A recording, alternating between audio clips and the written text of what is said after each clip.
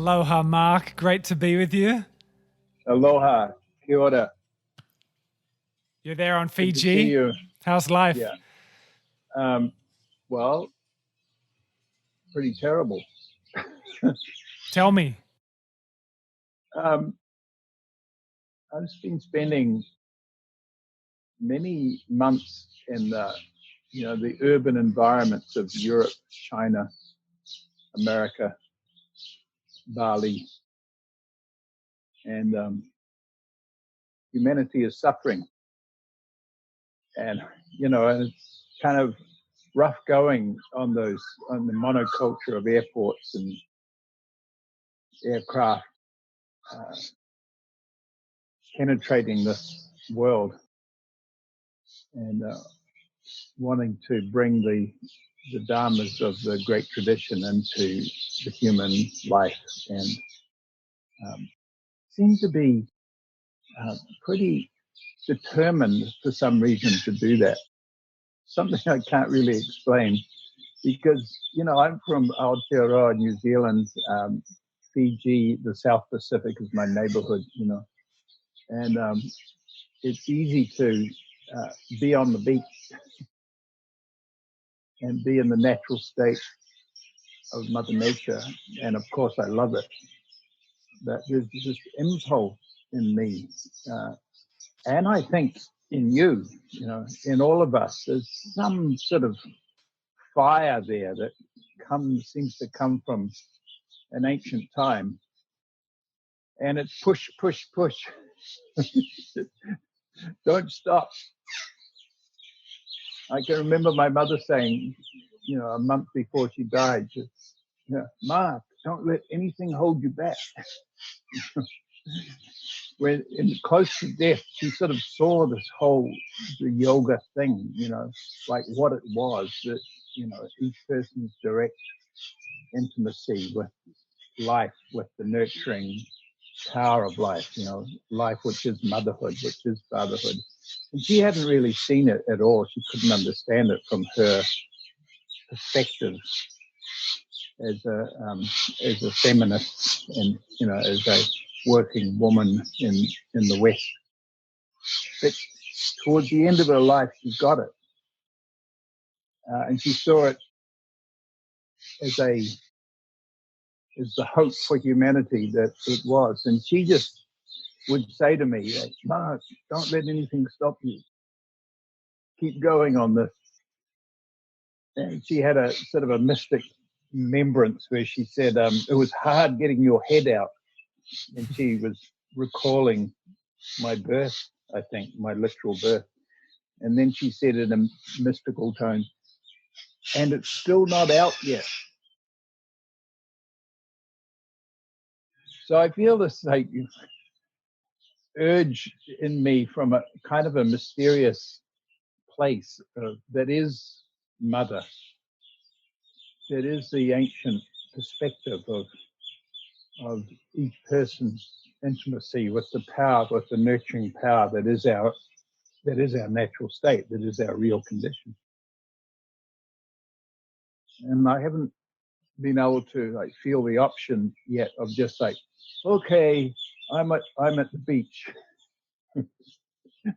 I'm living my life. There's this need to get on the next aircraft and go and teach in Beijing or Berlin or somewhere, You're on the beach now, though, yeah? For a moment. You've caught me. Yeah. But it's been months. I've, here for a few days, in the sacred waters for a few days. But it's been months and months. It's been years of travel. So what are your observations? You're observing a lot of the confusion out there, the challenges, the suffering. Do you feel much hope, and do you see much awakening occurring and connection to what's real? What are your observances? I think anything is possible now. I was intrigued to see Marianne Williamson is it Williams or Williamson? Yeah, Williamson. On stage in the presidential, and to see how her work has brought her through into, the fact that she's got that level of visibility in the world now must have profound results. Mind you, when you hear the mainstream commentaries, she's dismissed as a new age author, or even mocking. And yet she's there. And for this work that we do to be understood in time as serious dharma that must come through into the human life, it is the first act of ecology to take care of the wild, of your own, Mother Nature, of your own body, to know that we are not separate from nature. We are nature. And I think this is the fundamental change that needs to occur before we can look after the ecology of the planet. And at the moment, we cannot look after this ecology because the human thought structures presume separation from our own reality, presume separation from Mother Nature, presume separation from God. It's an assumption that is not seen. And what we hold here in the actual great tradition of yoga, which is the primordial, you might say, religious practice of humanity. Relink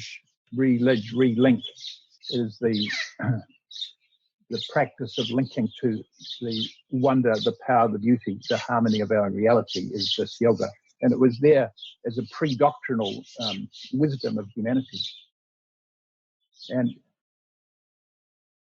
so when societies conceive this offering, God and sex, now we get both. They can see it as a deeply serious, deadly serious, scholarly understanding and practice, then I think there's hope.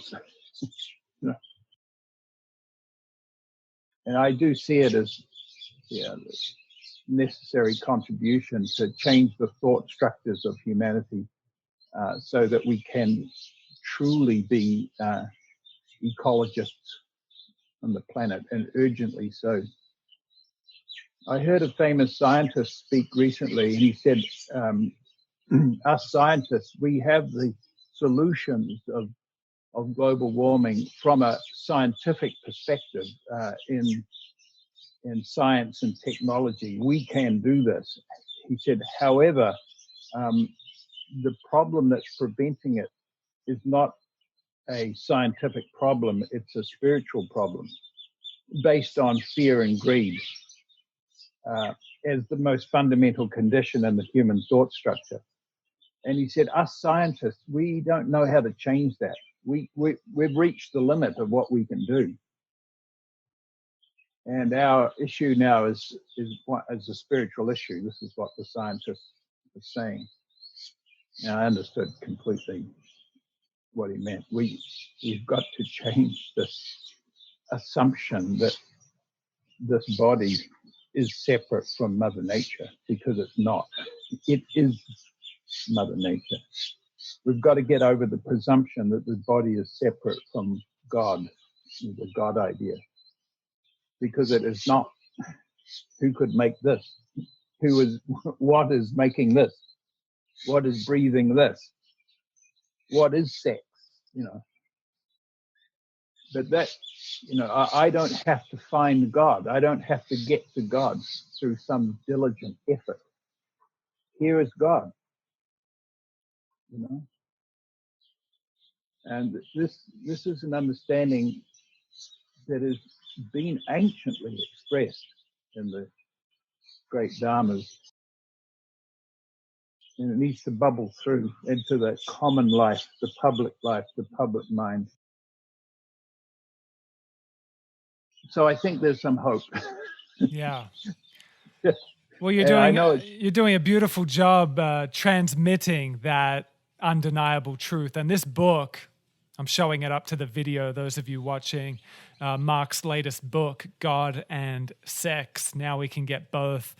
It really is powerful, Mark. It is such a beautiful book. And I've read the whole thing, and now I'm kind of going back through it again, really taking my time, meditating on it, chewing on it, because every page is gold. So well done. Like, really, congratulations. And it's beautiful. And yeah, I really hope people take the time to not just read it and like get it on an intellectual level, but really allow it to take them deep into exactly what you just said, that God is here. We are God.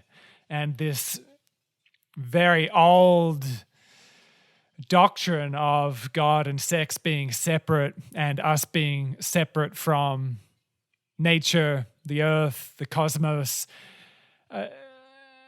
I really do think if people can chew on these words and go beyond the words into what you're teaching, that it gives great hope. And I don't say that just to butter you up and just to sell your book. It really is a powerful tool, so well done, huh? Yeah, thank you for saying that, Stuart. I'm recalling the day when you came to visit me in Los Angeles a few months back, and we went together to LMU, the university, where the yoga students were mainly Hispanic women. Remember that? We had a room full of people, and we spoke this sort of communication to them.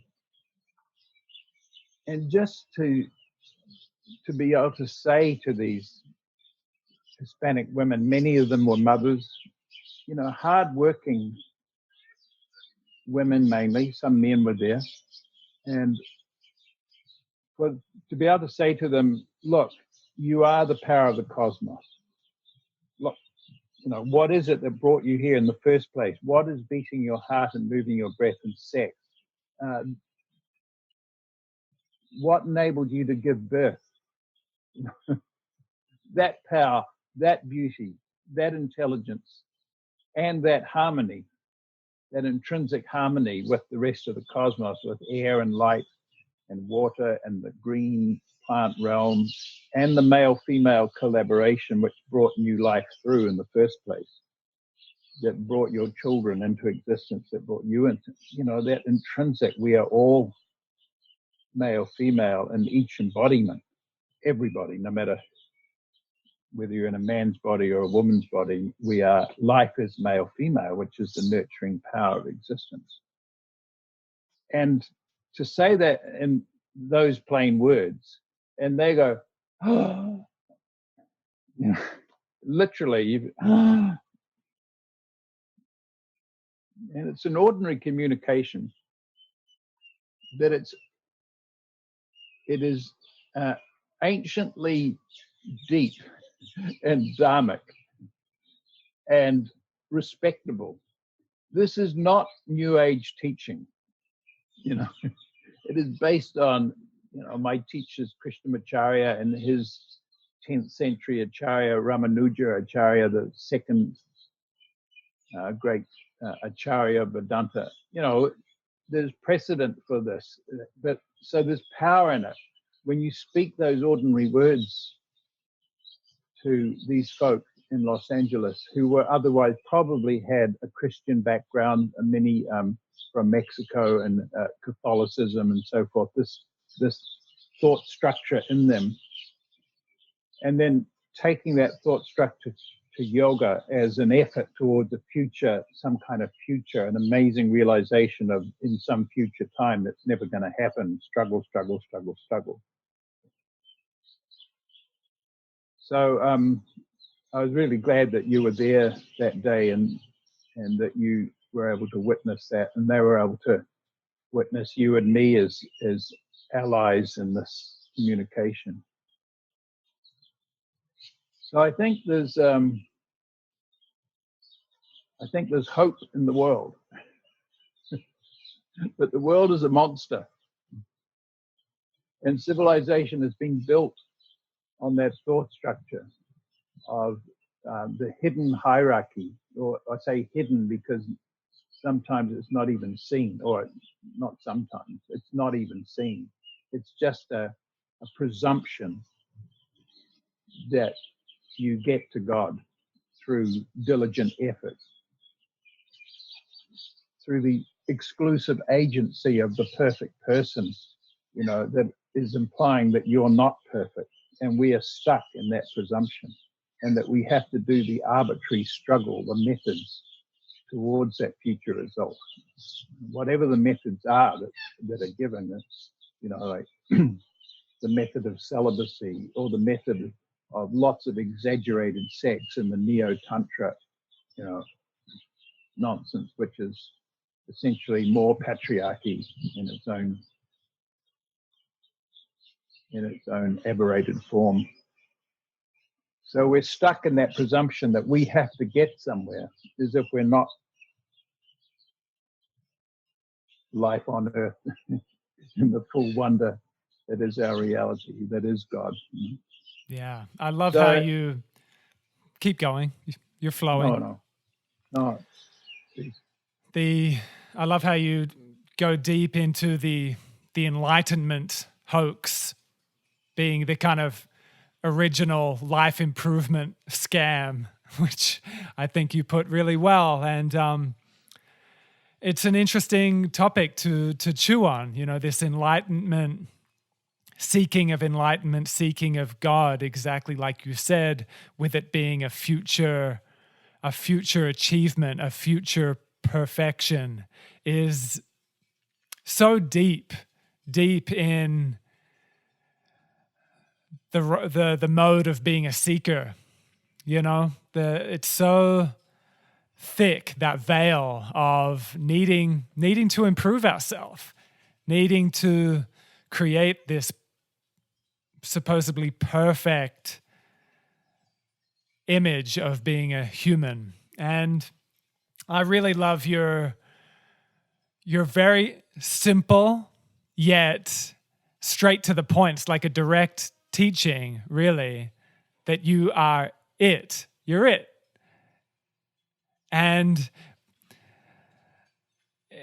But I think for people, reading about it is one thing. Do you think through reading the words, they can then relax into that actualization? I mean, you remind people again and again. That helps. Reminders again and again. But do you think through that, one can cut through those layers of mind and the collective noise and a lot of the just negative shit in the world that is horrific? Can they cut through it to get to that direct truth without being with a master such as yourself, without years and years of suffering to get to a deeper truth? Do you feel it can be as simple as, okay, you know it, you're reading it now, you're listening to it now. Can it be that simple, do you think? Yeah, beautiful consideration. And when we were in LA at that university with the Hispanic men and women, when we said that to them, and when it's said personally to somebody, and reading that book, it is a personal statement from me, so it's a personal statement in the pages. And to say it to somebody as a point of fact, And this, I say, look, this is a fact. This is not a spiritual statement that you're the power of the cosmos. It's not a poem. It's not a beautiful idea. It's not a, hopeful spiritual affirmation. It's a fact, a plain fact that you're the power of the cosmos. And this power of the cosmos is arising as a pure intelligence, how the body is functioning, what the body is a pure intelligence. And it is the unspeakable beauty that is all Mother Nature. Everything in Mother, it is in harmony with the rest of the cosmos for its own survival, its dependence on air and light and water and, and male-female collaboration. When you say those things directly to a person, they cognize that as a fact in that moment and go, oh, I didn't have that thought before. And when you get something factually in your own thought structures, like when you get 3 + 3 is 6 in your own thought structures, it goes, I got it. And you don't have to think about it anymore. It's like that. So I say to people that, with the authority of your own, trust your own intellect and the grasping of facts.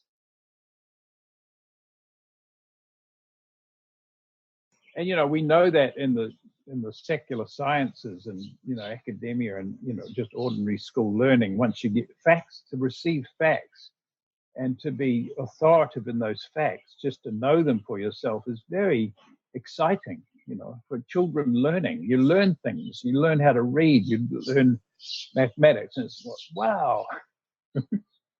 Or you learn a musical instrument, how to go up a scale, and you go, wow, that's so beautiful. So it's like that. It's the authority of your own learning. So yes, the long answer to your question, yes, people can consider this as a fact. So just understanding the Dharma, I've got it. And then, of course, we say, then yoga arises as your participation in that fact, which is what yoga is. Yoga is anciently evolved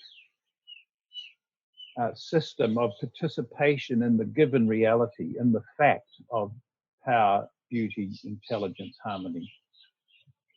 That's what yoga is. That's what it always was. And it evolved in the ancient world as that participation for ordinary people. And it didn't require a hierarchy. There was never a hierarchy of some presumed superior person where you were an inferior to that superior. That was not there. And that's the problem that has arisen in the human life through the imposition of doctrine, of power structure, of male held and also female held, but predominantly male heads of state, heads of institution, heads of power structure who held spiritual teaching. And they created this dynamic of more and less, second to the Pope second to God, like that, that chain of being where it's just a social presumption that there's somebody superior to you and you're superior to somebody else. And this is how our thought structures of our societies have been built. So that was not there in the cultures of yoga, where the guru was not superior, that the guru was simply the force of Mother Nature, the force of nurturing and local community. So the guru, no more than a friend, no less than a friend. And the guru was there for the shirsha, the moksha of the student. And when that liberation occurred, then the guru function would dissolve. It wasn't there. The guru wasn't somebody who had followers. The guru wasn't there for their own sort of continuity, name or fame. The guru was just, we're talking about a culture a beautiful culture, non-hierarchical culture, which is there for each person's direct intimacy with their own reality. There was not a search. Yoga was not a search. It was participation only in the given. And so when you say that to the women in Los Angeles who'd had mostly, very difficult lives and struggle, in religious struggle and secular struggle, just trying to survive in this world with their children, and with the dreadful conditions often of their relationships and the struggle of life, after the conditioning of the Americas by the holy popes and everything that went down, having difficult lives, and just be able to say, hey, you can see this, right? This fact, you're the power of the cosmos. And they feel it for a moment.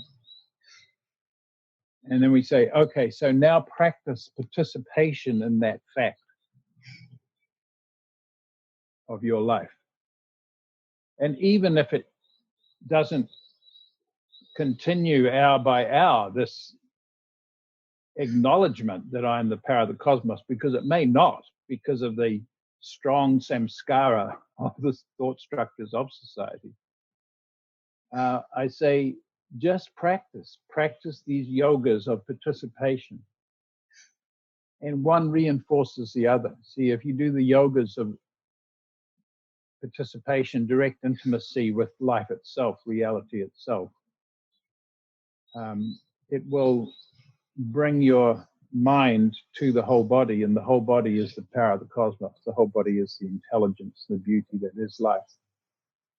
And the mind will be given that realization again through your yoga.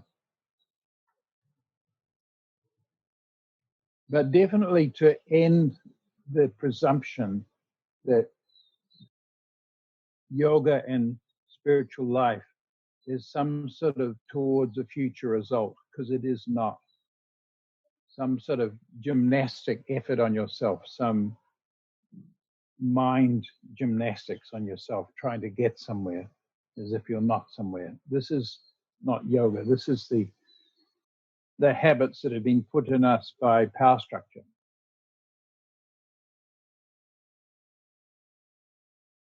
So, long answer to your beautiful short question is yes, people can be relieved of their seeking. And I don't mean intellectual people, any kind of person. Whether somebody's deeply learned and philosophical, or somebody is a boatman, a fisherman in Fiji. You can say to them, you are the power of the cosmos. They go, wow, thank you. And here's how you participate in this that you are. Participation only.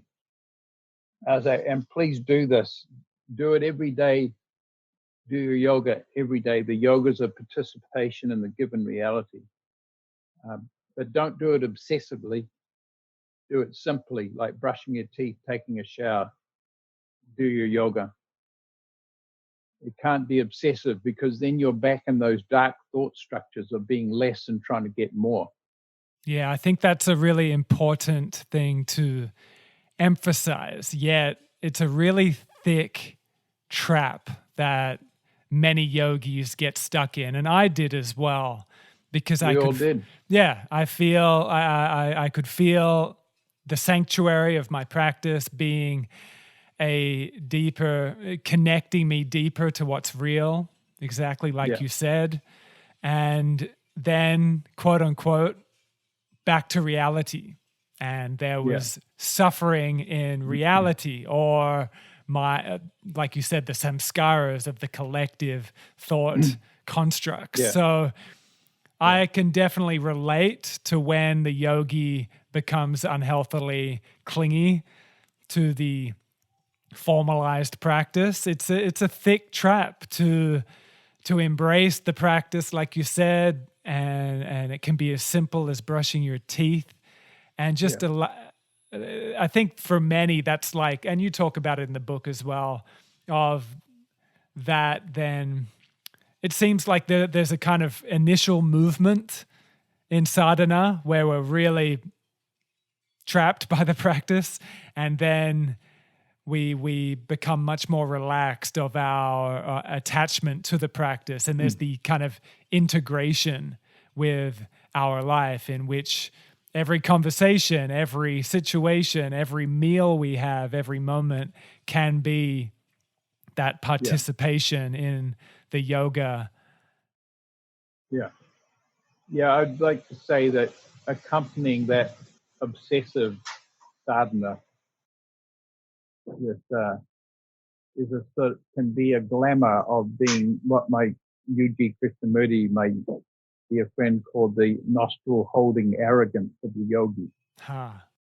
You know, where you're developing a certain prowess in your, you know, either a physical prowess or some kind of spiritual insight, and you identify. You can have this egoic identification with that, which is what Krishnamacharya called, you change your steel handcuffs for golden handcuffs. But golden handcuffs are harder to get off because you're enamored by the gold. That's So, well put. Wow. yeah, it comes like that. The samskaras of the positive samskaras of yoga success can be harder to eliminate than the negative. But it also comes often with a sudden giving up.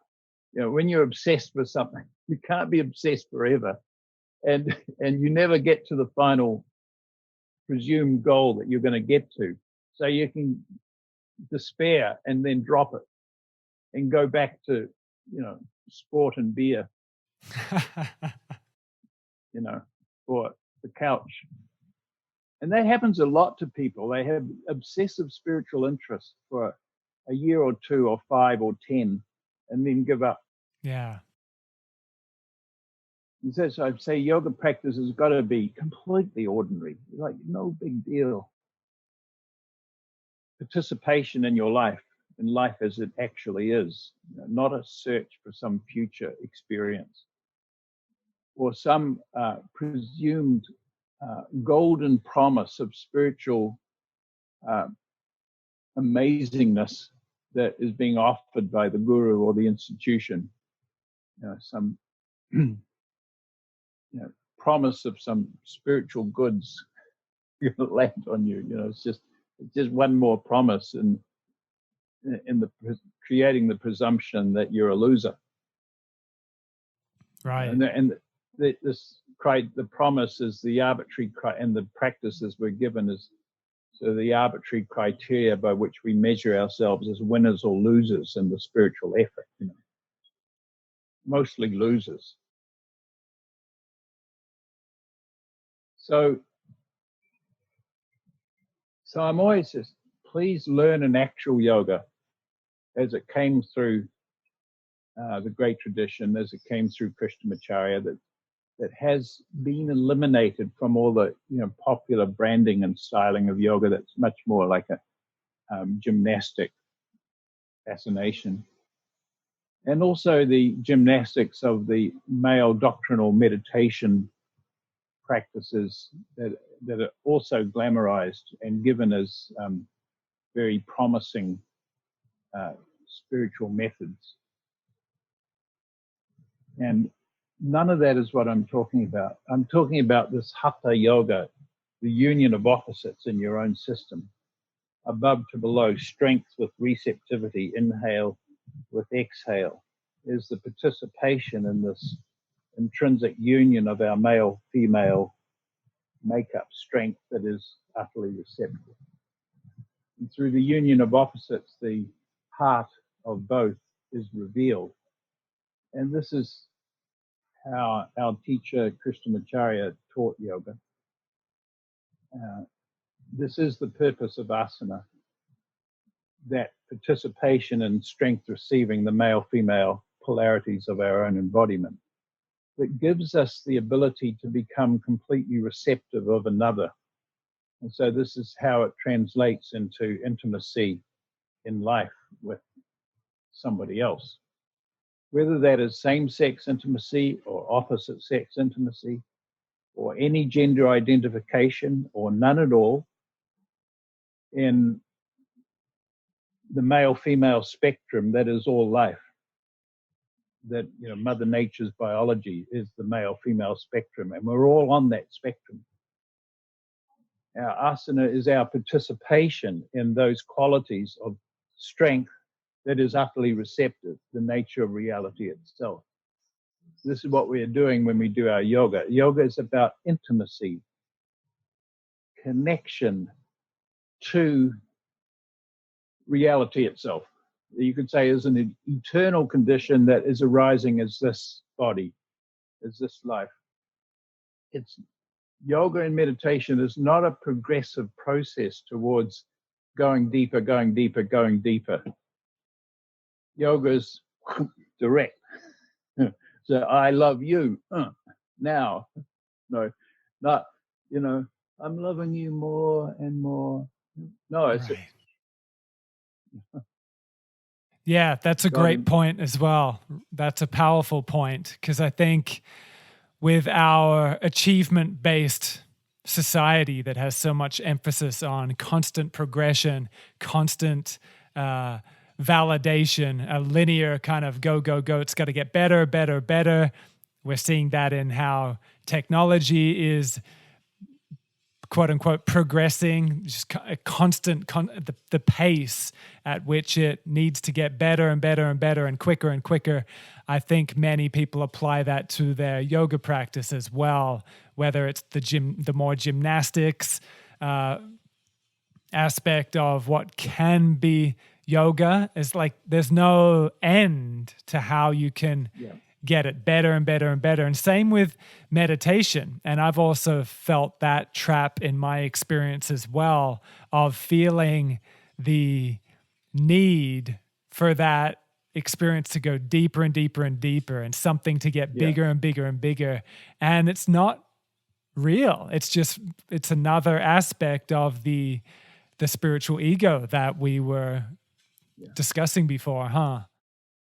Yeah, it points to yoga's direct intimacy with reality itself, this life that is the breath, that is the body, that is the sex, that is our intrinsic relatedness to everything that we depend upon for our own life. You know, I say immediate relatedness to all tangible conditions and the intangible of the tangible, if there is such a thing.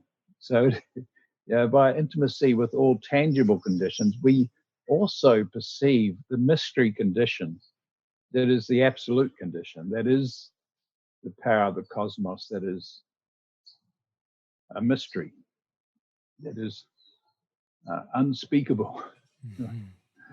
But the tangible conditions of the plant and the bee in the human life are not different from that.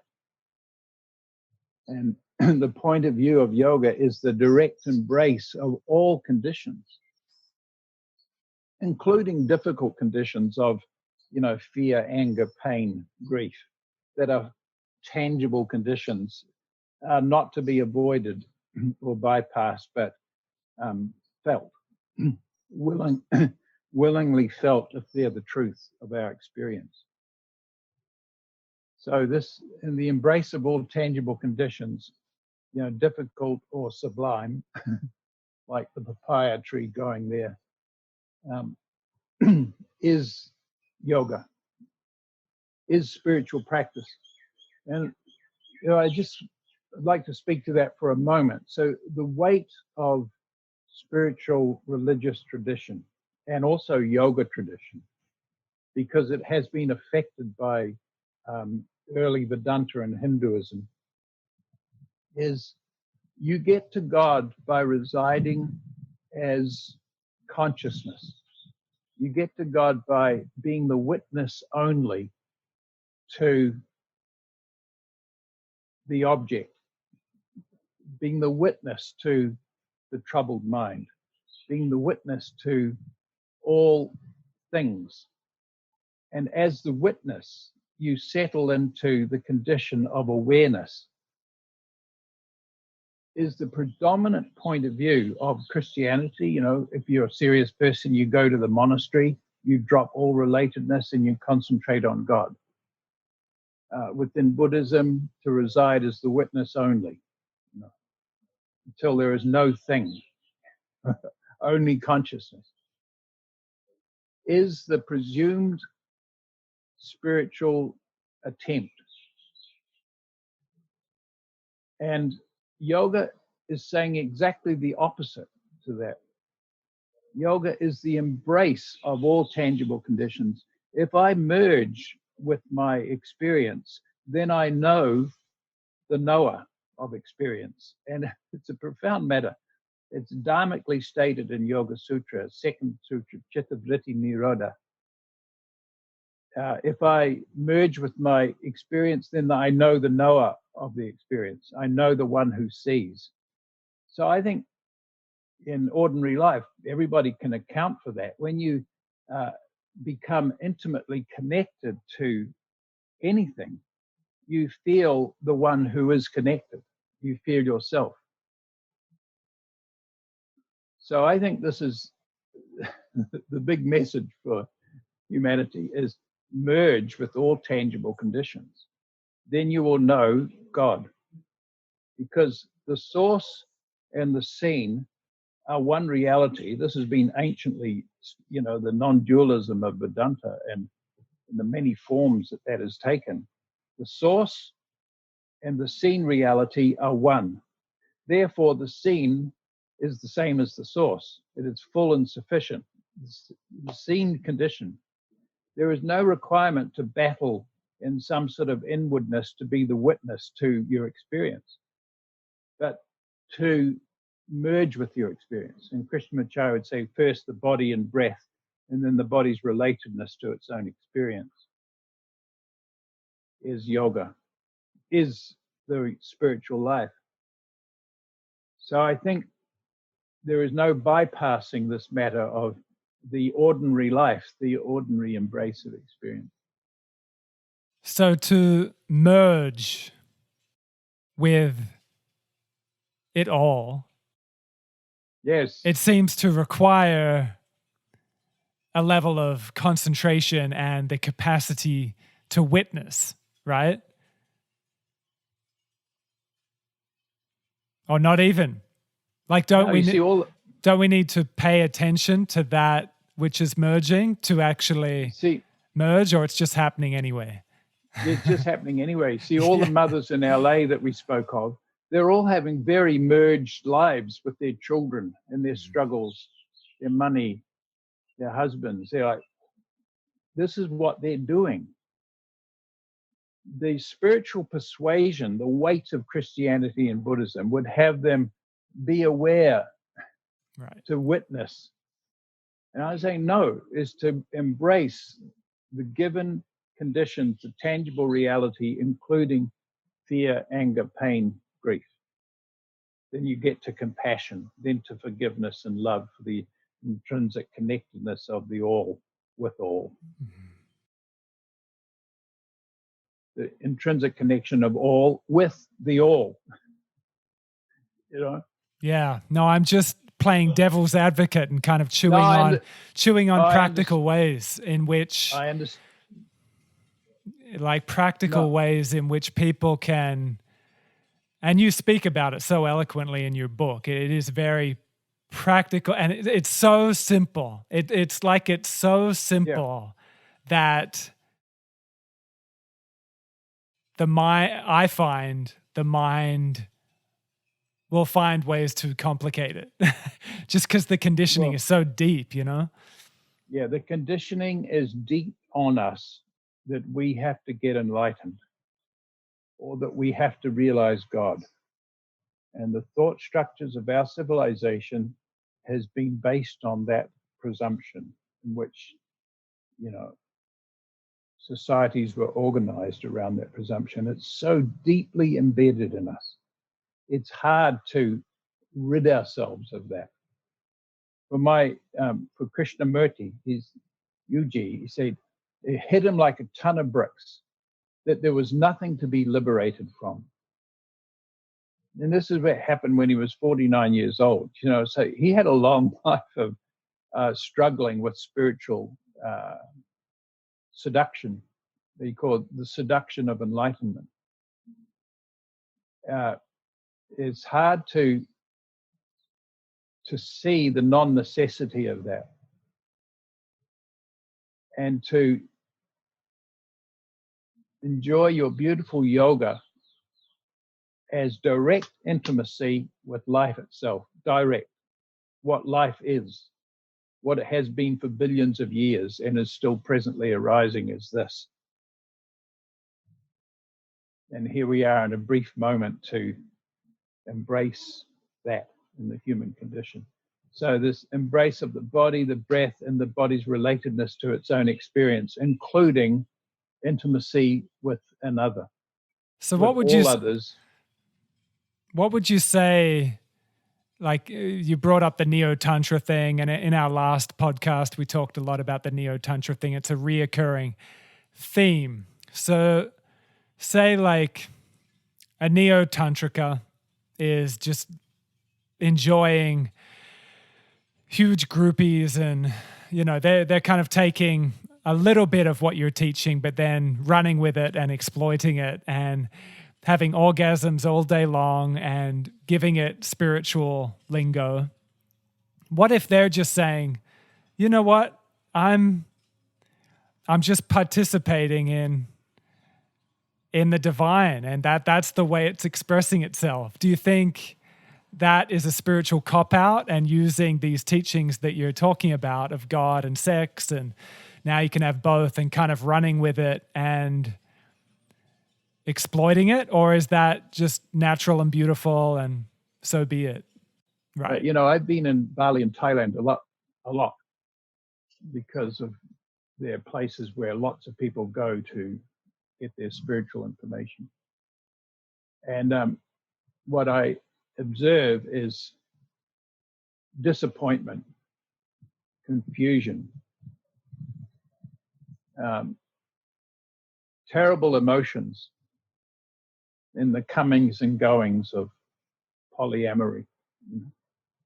I say polyamory is a new form of patriarchy. It's mainly the male control and the male unwillingness to go deep into one direction. And yoga is to go deep in your chosen direction with continuity. And so I say where the power of tantric union with your opposite requires continuity of direction, the continuity of merge with your opposite. That's where the power is. We must develop the ability to receive this descent, descent of the inhalation in asana. Allows for the turn to ascent. There's no valid ascent, or there can be an ascent through manipulation of the body. Like the Christian halo is descent, and doing your sexual practice is some sort of effort towards this ascent. But there can be no fruitful ascent without the synchronistic and prior receiving of another. So the Tantra's always had this Hatha yoga as the mother's milk of its practice. The bed of all the Tantras was this union of opposites in your own system. Strength receiving, the asana of Hatha yoga, the non-dual Tantra of direct intimacy with reality as it is, with life as it is. So when that is, look, it's just an early experiment with people like trying to make something out of the mess that we were born into. And fair enough, go to Koh or Bali, hang out and learn some stuff. Fair enough. But so far, this education of what yoga actually is not there it hasn't been popularized. It hasn't been given. Of course, I'd like to change that. But once that is explained to people, and when you get down and you have a careful little dialogue with anybody in that scene, they'll always be confessing their confusions and their pain and disappointments and the temporariness of experience. Some people can get away with having good experience one after the other, but there's a kind of a shallowness in it. It's like cigarettes, like try another. That wasn't completely satisfying. Try another, like that, That's what I've observed. Yeah, I've observed similar things in quite a few people that are kind of have been leading the charge, so to speak, in that type of scene. A few of them have recently come out very descriptively explaining that pretty much it was a whole crock of shit, and they found a deeper shift in their values and what they're experiencing, which it's been quite interesting seeing that shift in the scene from quite a few leaders. I don't know if you're seeing that as well a little bit.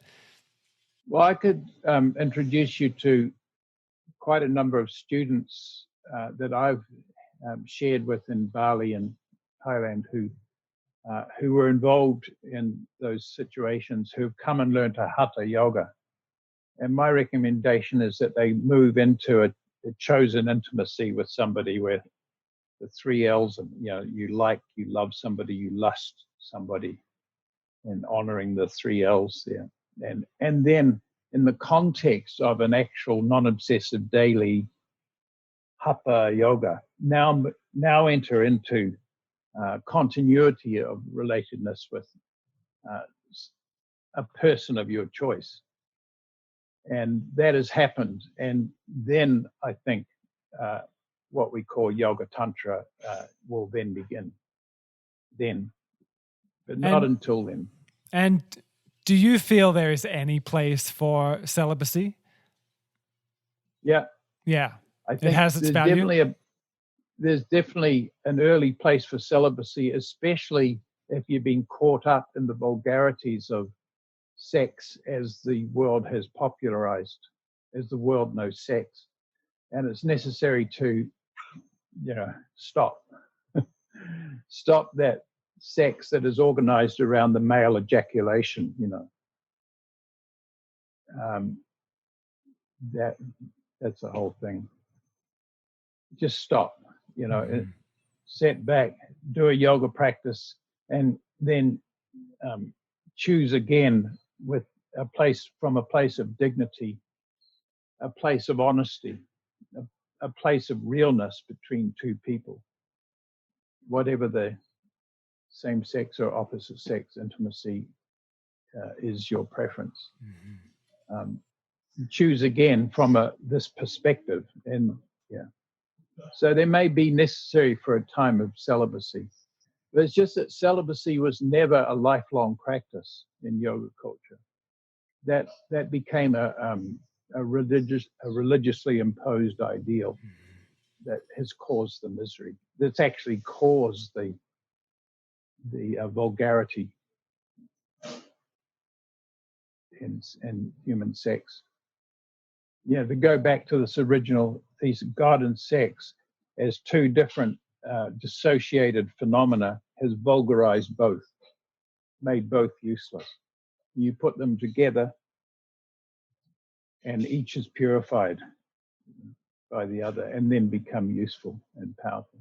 Have you observed that the title of your book, have you observed that it's triggered people, or have you had much pushback with them being such loaded, charged words for many, many people? No.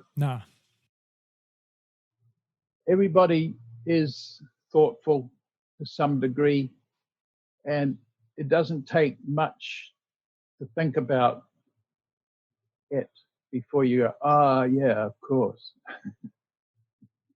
That's what I find. There's two types of people: those who are delighted, like they hear the title and there's laughter immediately, yay, and others, because of the embarrassment around sex and the embarrassment around God.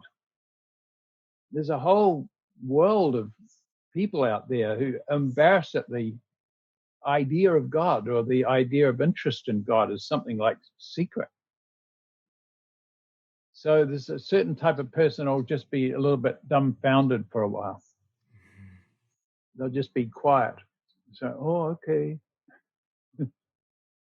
But then they quietly, I think they say this book is a kind of a transmission to the world. And I think the title itself will have some sort of purifying, transforming effect. Mm-hmm.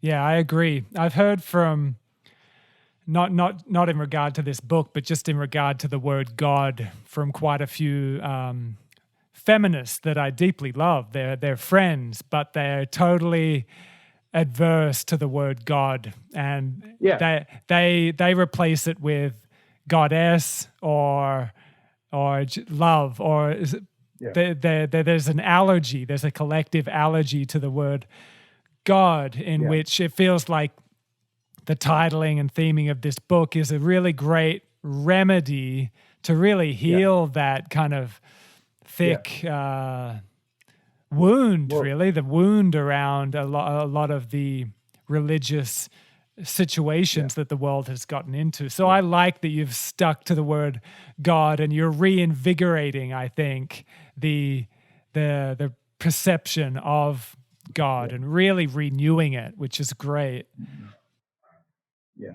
I mean, that's why people dismiss the word God for that, a very valid reason. It's a feminine, it's a God used for at least 2,000 years as a patriarchal term, and a monotheistic God as other, God that you get to. Is that there's a valid rejection of that vulgar idea.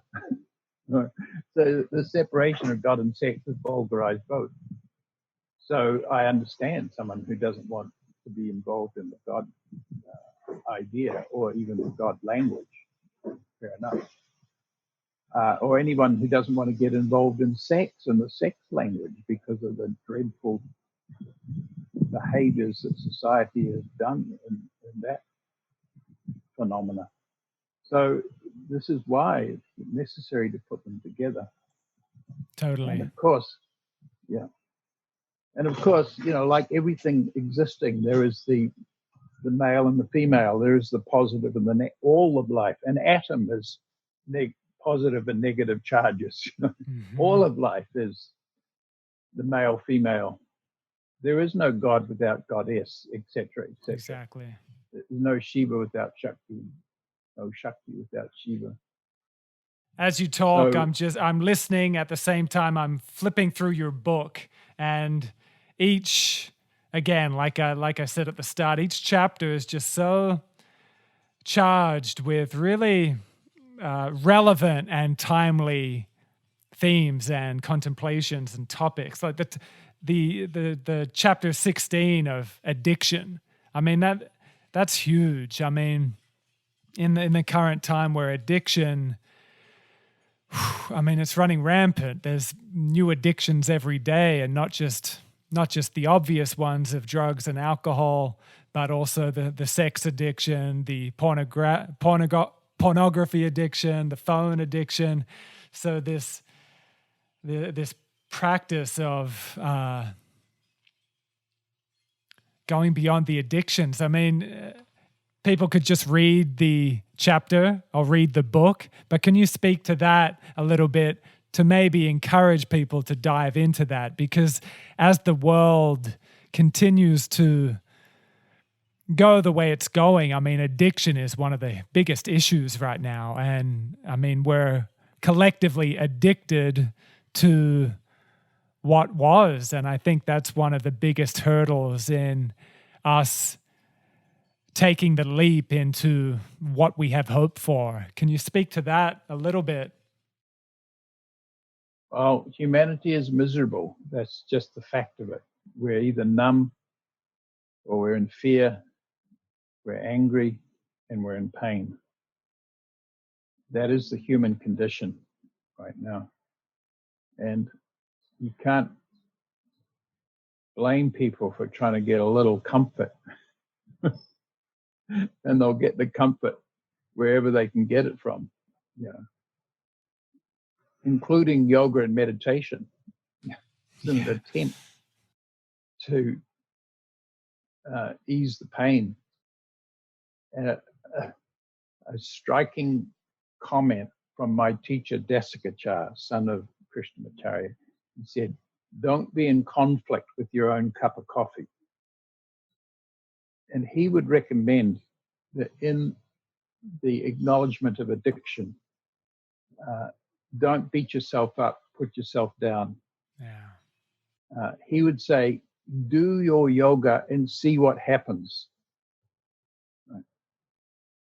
So to be intimate with your own embodiment and the body's relatedness to its own experience, including, of course, most preciously, sexual intimacy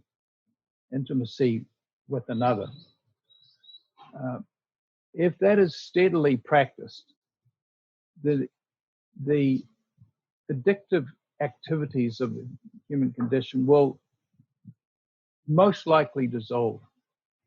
Not most likely, they will dissolve as you replace your gross pleasures with higher pleasures, with more refined, pleasurable activity, which is what yoga is, the embrace, of life itself.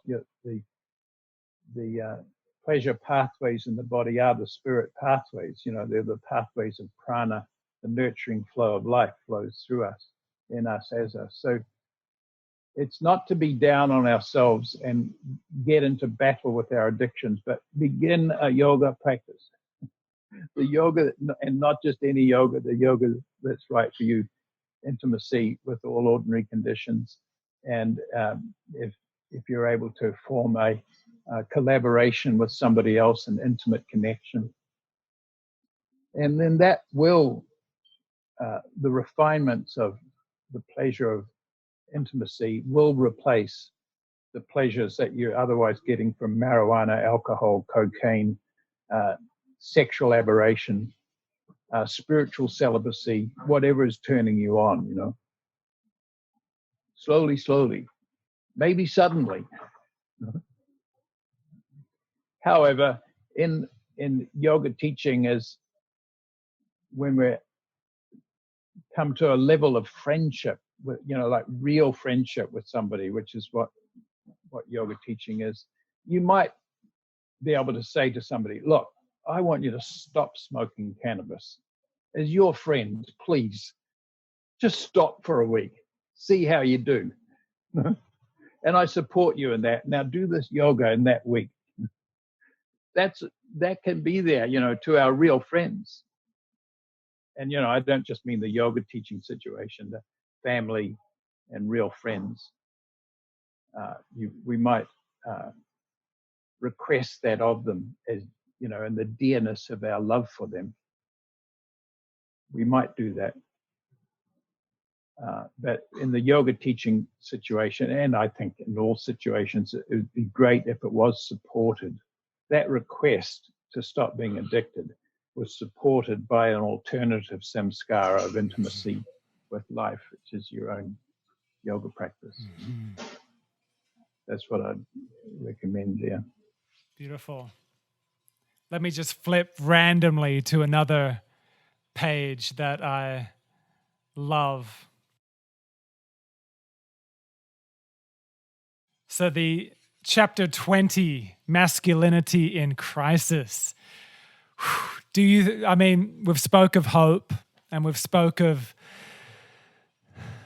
the participation in reality and some remedies, where do you see our near future in the evolution or devolution? Where do you see the near future and like where we're going in the collective? Yeah. Well, the most important thing I'd like to say about that is a positive statement about masculinity and a positive statement about feminine. God is arising as the masculine. God is arising as the feminine. Yeah. You might say God, Goddess is arising. And the masculine aspect of life is beauty, is power, is strength. The feminine aspect of life is beauty, is power, is receptivity. They come together. You cannot separate one from the other. There is no strength. There's no masculinity without synchronistic, utter receptivity without the feminine, and vice versa. So our yoga is that participation in the fact of strength receiving. So it is honored, you know. However, in the spiritual insanity of this world, where the male was deprived of the feminine through religiously sanctioned, glamorized, celebrated idealism of celibacy, where you go beyond the earth in this mad desire to get, above the earth.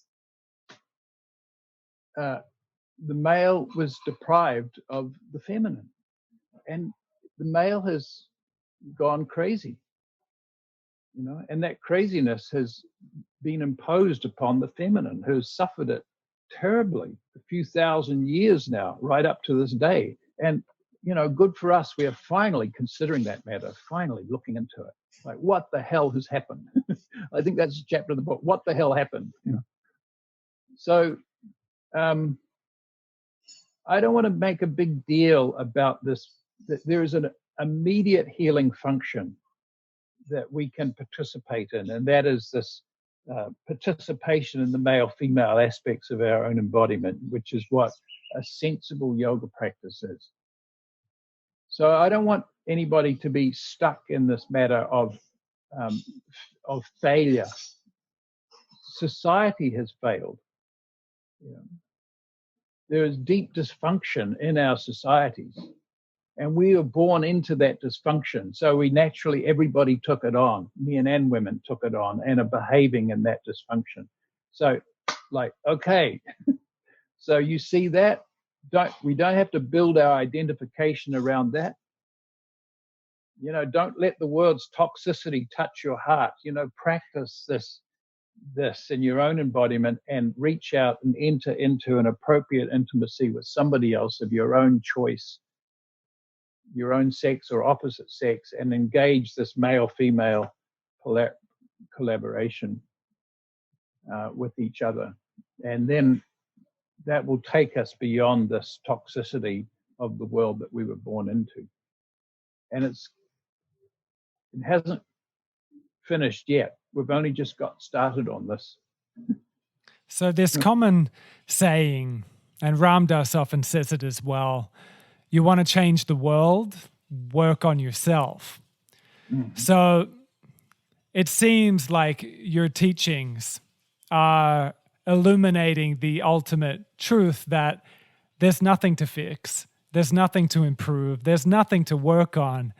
Yeah. Yet it seems also kind of like a paradox in which there's nothing to fix and work on, yet if you just pay attention and do your actual yoga, it will be revealed that it's perfect. So it seems like a little bit of a paradox. You want to change the world, work on yourself. Yet there's nothing to work on. Yeah, life itself is a perfected process. I'm looking at a tree in front of me and it has a strong trunk, ascending strength, and it comes into soft branches and the leaves are utterly receptive, So there's no problem over there in that tree. That tree is a perfect manifestation of the male-female collaboration of life. It is strength that is utterly receptive, literally. So all life is that. Your body is like that, and everybody's body is that. So, life is a perfected harmony, but living is a compromise to that harmony. The way the humanity has manifested through its power structures, its human behavior, and its vulgarity around sex, and the denial of sex, the denial of the feminine, which is the denial of the masculine. I myself spent 9 months inside a woman. It was my mother, Joan. I'm deeply connected to woman. And I'm half feminine. At least half of me is the receptive aspect. The half of that tree is utterly receptive of life, of nutrients. So, life is the cosmos is a perfected place, and I am of the cosmos. This is why yoga is required right now, is my participation in this cosmos that I am in, which is strength, exhale, base and spine, receiving the inhale, and that anybody can do this.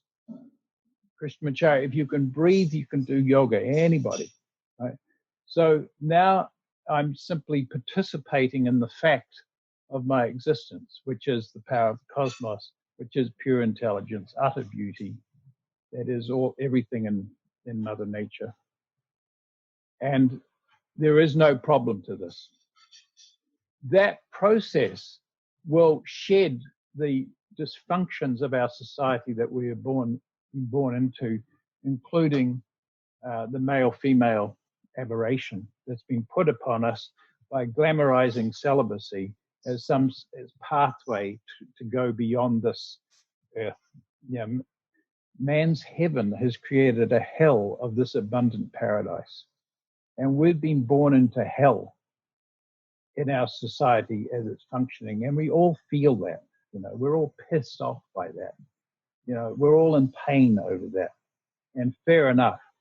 But then there's the grief for the whole shitty deal that's been dished up to everybody all around this earth, and how we're treating our own mothers and Mother Earth, how we're treating them. And in that grief comes the siddhis of compassion, where we develop a sort of a natural, deeply charitable, deep need to care for life, care for ourselves, and care for everybody else in our circumstance, including ultimately the circumstance of the whole world. So there is that arises in this embrace of all natural conditions, including fear, anger, pain, grief, that cannot be avoided. They're not to be bypassed through trying to be spiritual or something. The acknowledgement of them is our spiritual practice. That is, tangibly coming into the body, and the body's own relatedness to its tangible experience is the necessary pathway to know the source of all experience. Mm-hmm. But see, the religious mind has gone the opposite route, is that we detach from, we deny the tangible, we deny the feminine to get to God.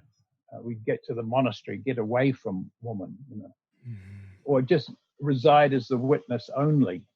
I don't bother my meditation here. I'm meditating, Yeah, using the kind of ultimate truth, that the transcendental truth that all of this form is an illusion. It has for so long has been run with and copped out with to escape form, and even that, similar to all the other addictions that we employ to kind of escape form, that's kind of understandable as well. We got all this fucking suffering. Let's just get in the witness and escape it. It seems kind of understandable, but it's not very functional. It doesn't really assist us in taking care of the earth and taking care of our relationships and all of that, does it? So that's what's happening now. Yeah. We're teaching yoga. I want to mention one thing. I just was in China and Hong Kong. It's a big, the Asia Yoga Conference, and I was shocked. You know, we in the West, we're a little bit, we're reviewing now the whole thing of yoga as physical gymnastics, and the pushing of the body into exaggeration and adjustments, and this assist to get into sort of branded patterns of alignment. And the West has definitely branded yoga as this effort towards future gymnastics, and we are now reviewing that, and we're pulled back and going to the principles that Krishnamacharya brought forth from the great tradition to make sure that yoga is entirely adapted to each person according to their body type, age, and health. This review is not happening in Asia, where the Western brands and systems of gymnastics are going in as yoga. And I found people, in these conferences, a lot of bullying going on. These young, malleable bodies and vulnerable minds being pushed by, celebrity gymnastic teachers. And I was shocked. This is not correct. This is not yoga.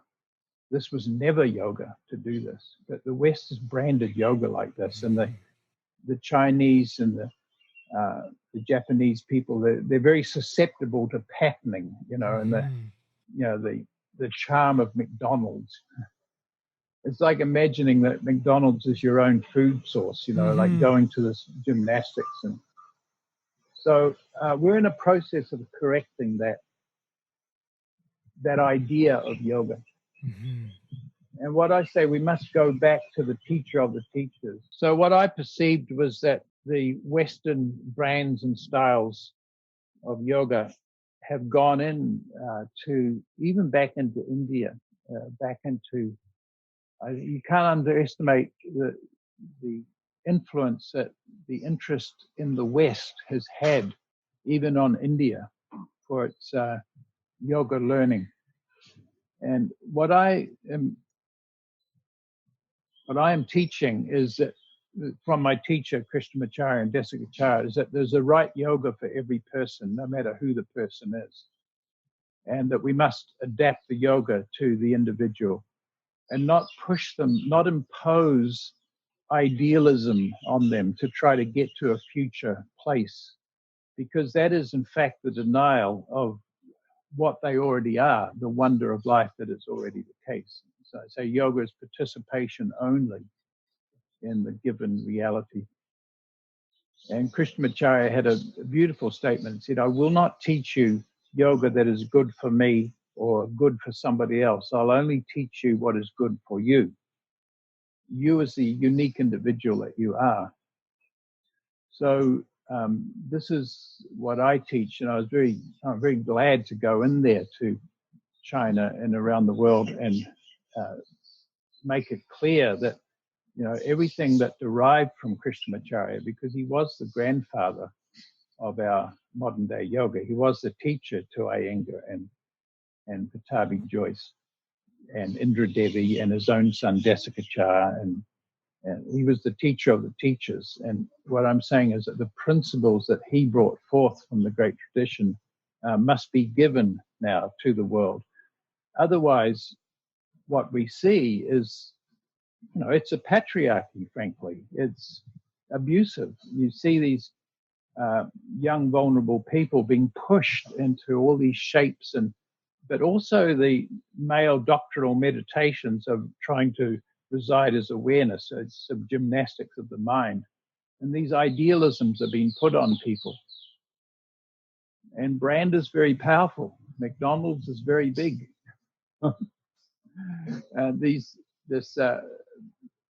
Based on brand and celebrity, this distribution of these systems of imposition going through there. So I do know that in America, in Europe, we are questioning those matters now, which of course is good. But and how were you finding it over there? Were you finding people were receptive to your teachings, or? Yeah, definitely, because it Yeah. is the teaching of yoga. It is direct intimacy with life. Asana, pranayama, and meditation is a seamless process, where asana and pranayama allows meditation to arise as a natural state, as a siddhi, to get clarity of mind. So it works for them. But in Asia, they're a little naive to this matter. They're charmed by Western brand, and the populations are very big, and there's a lot of money to be made by pushing some arbitrary patterning and selling it with the spiritual promise of all is coming. You're going to get somewhere amazing if you do this, and all this whole thing of gross adjustments, or the more polite term, assists, where you hold a person in the alignment that Mr. Iyengar was recommending as some sort of, alignment as enlightenment, and sort of holding a person to muscular shapes that they cannot go into naturally through the strength of their own embodiment, or the movement of their breath in this column of breath above to below of strength receiving. That's what puts us in asana. In India, there's never interfere with a person's pranic process. You don't go and adjust them. You allow them to be in their life as it is. So do you not adjust? No. No. Some light direction could be appropriate. Some help but not. Because we say that you should never anything like the gravity or the velocity through space, or another person's force on your body shouldn't be done in your asana movement, because it is the pranas, it's the nurturing force of life that is doing the asana, and the breath is the asana. So you obey the breath, and you let the breath and bandha do the asana. And what we teach are the principles, so that indeed it is breath and bandha that's doing the asana. So people learn to do their own movement, their own asana. I mean, there may be some light directional indication. Go this, something, Yeah. abdominals in and up, some light directional indication, but not. But anyway, this has gone to an extreme, become extreme, where people are doing these. I saw, there's a gentleman, a Chinese journalist, he went around all the rooms and he took a lot of photographs, and they were, I couldn't publish them. They were not good. You see a young thin body, and there'd be 3 yoga teachers standing over her usually, and pushing and pulling, and sharp back bends and so forth. So yoga has gone off the rails in this regard. So, to Krishnamacharya's words, there's a right yoga for every person, no matter who the person is. If you can breathe yoga, and if you can breathe, you can do yoga. And that there's the movement of the body in this to facilitate strength, exhale with the inhale, that the asana is for the breath. The power of asana is the union of the inhale with the exhale, where the breath is doing the alignment, and breath and bandha doing the alignment. So these are principles that are easily taught, and everything that we've just talked about is predicated on this, doing a yoga practice that is not the Western gymnastics that has been branded as yoga. This is not what I'm talking about. But if anybody has done those systems, it's fair enough. because that's what we've been dished up in the popularization of yoga. Fair enough. And I say you can use the entire portfolio of Mr. Iyengar's asana to put these principles of strength, of Hatha yoga, put them into, and that's what needs to happen. So we need to put the principles that Krishnamacharya brought forth from the great tradition and put them into these popular brands that derived from him. And it's not hard to do. It takes a little bit of learning, that's all, not much. In fact, Stuart, in November this year, I'm conducting a workshop, or really a practice retreat in the palace of Mysore. The Maharaj of Mysore built these beautiful palaces in Mysore. And this is where Krishnamacharya went after his time in Tibet. With his guru, Rama Mahan Brahmachari, he went back into South India at the request of his guru. He said, go and teach the world yoga. He said, I will. My guru Dakshina, teach the world yoga. And he went to Mysore, and the Maharaj of Mysore became his patron and provided him a yoga shala where he taught all the young boys who came, including B.K.S. Iyengar and K. Pattabhi Jois, the two that later went on to make yoga famous around the world. So we're going back to the Maharaj's palace called Lalit Mahal, and we're going to do a retreat there with my Indian friend. And the principal purpose of that retreat is to put the principles that Krishnamacharya brought forth from the great tradition into all the popular brands and styles, and create standards by which teachers can teach yoga to make sure that it fits their students appropriately, that it's not a push towards some forced idealism, and to keep their yoga, to make sure everybody's yoga is efficient, powerful, and safe, and entirely their own.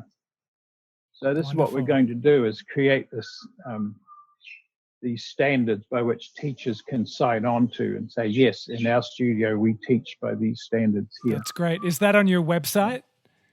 It's going to be. Okay. My friends, the Mysore meeting in November is being run by a company called yogaeastwest.com. Okay. There's Adam and Andrew in Bali. There. Yeah, that's fantastic. Yoga East West. In the palace, I say at the source of the pure fountain where our grandfather taught the young Beautiful. Boys that later developed into the yoga brands and styles. And I'm saying, I don't have it in for anybody. Everybody's doing their best, not to put anybody down, including these teachers in the yoga rooms in China, like horrors. Some were Western and others were Chinese.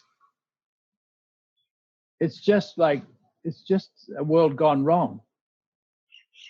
And honoring everybody in those systems. But here is time now to listen to the teacher of Pattabhi Jois, to listen to the teacher of Iyengar. What did he actually teach? Take these principles and put them into the yoga that you know and love. And it'll make it entirely your own. And it'll make it powerful. It'll make it safe for you. And so these educational principles will create the standards by which anybody who's a sincere teacher will teach by. That's so wonderful. I'm looking forward to doing that. And we're going to publish these standards, and that anybody can download them and sign on to them and say, yeah, this is how we teach in our studio in Berlin or Beijing or wherever they are. Yeah. But that was Mark, one of my just little experiences lately, is to have to witness this firsthand in a society that's a little more naive. Well, we've been pretty naive in the West about yoga, gymnastics, and the performative aspect of yoga. Everybody's performing and being stylish, being the charade of that sexiness that's sort of come into yoga and fashion, and selling fashion on the basis of the yoga demographic and all that stuff. It's limited yoga to a fairly small, obsessed demographic. And the world's not getting yoga. Most of the world look upon that and they go, oh, horrors, yoga's not for me. It's sad because yoga is a practice for all people and a necessary practice for all people. Anyone's been inspired by anything, that yoga is the practical means by which you actualize with continuity what has moved your heart. Well, Mark, let's gradually wrap it up. I've had you for an hour and a half now. I think it'd be Awesome. I think it'd be beautiful to end. I mean, even though you're talking, listening to you, to me, it feels like a constant meditation. But to wrap it up, would you like to just leave on a really beautiful note, a kind of prayer, a prayer for peace, a prayer for connecting one to one's own heart, and so forth? Could we wrap it up with a bit of a meditation? Thank you, Stuart. Well, I want to tell everybody who's been kind to listen to us in this podcast. I want to tell each person out there that you are the power of the cosmos. That's a fact. Whatever it was that brought you here in the first place, and whatever is presently sustaining you and moving your breath, beating your heart, and growing your hair, and enabling your eyes to see and your ears to hear, your perceivers to perceive, and allows your mind to think. Has given you a mind. That is the power of reality itself. And it is arising as an extraordinary intelligence in your case. And you are the beauty of life itself, unspeakable beauty of everything in the natural world, and you are the natural world. You belong in this Mother Nature. You're in the arms of Mother Nature. And your body is already in a profound harmony with the rest of the cosmos. For example, your lungs, this body oscillating, stretching and easing, and your lungs taking in this blessed air. This air kisses your blood, and your blood circulates, through the whole body. You are in a profound relationship with light that is pouring into every cell, that's fueling your embodiment, for example. And you come from male-female beauty, intrinsic harmony, pure intelligence that brought you into existence as one cell and synchronistically created motherhood, fatherhood, the nurturing power of this cosmos that is presently arising as life itself. This cell, this one cell that arose, is now blooming as the whole body. It is the seat of your mind, this heart of yours.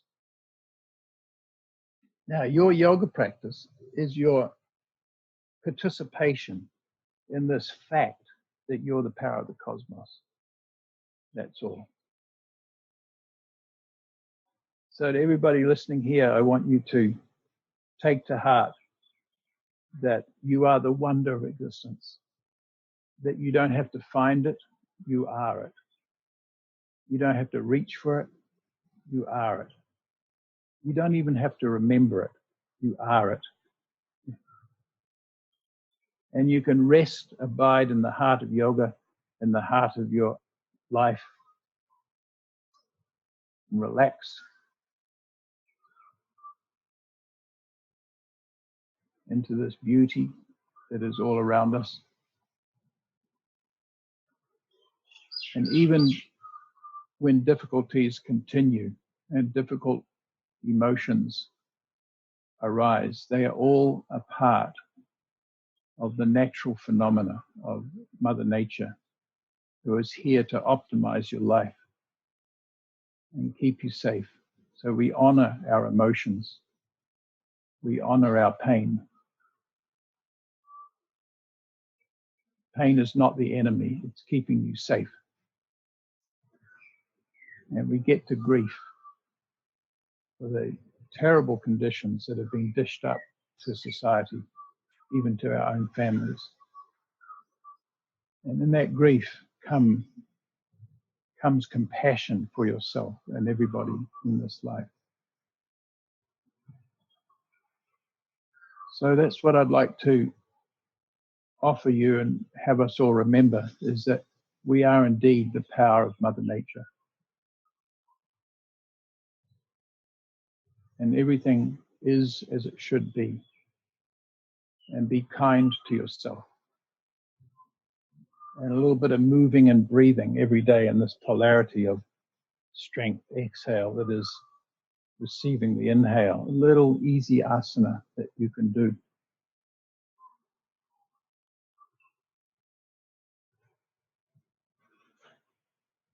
One great guru, his spiritual teaching, he told me, he says, you are here to enjoy your life.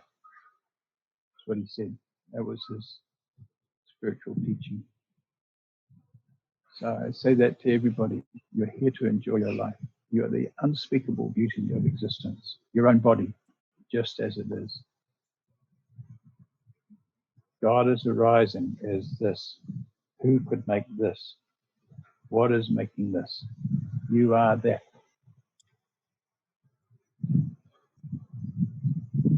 Please enjoy your life and help us in this world to communicate to the world this simple message. And thank you so much, Stuart, for facilitating this Thank you, right Mark. discussion. Yeah, I really appreciate your alliance. I always know you're over there, you're just over the horizon somewhere. I really So great to appreciated, connect again. yeah, I so appreciated you going to Mexico and teaching there. Thanks for taking my Spanish book there, by the way, La Promesa. Of course. Love you so much, Mark. Love your work. So great to connect. All right. All right. See you very soon. See you very soon. When am I going to, at the, in Perth, I think we're going to meet. Let's get you to Perth very soon. Flow Festival. Yeah. Yeah. All right, Mark. Thank you so much. See you. See you for now. Bye. Bye-bye.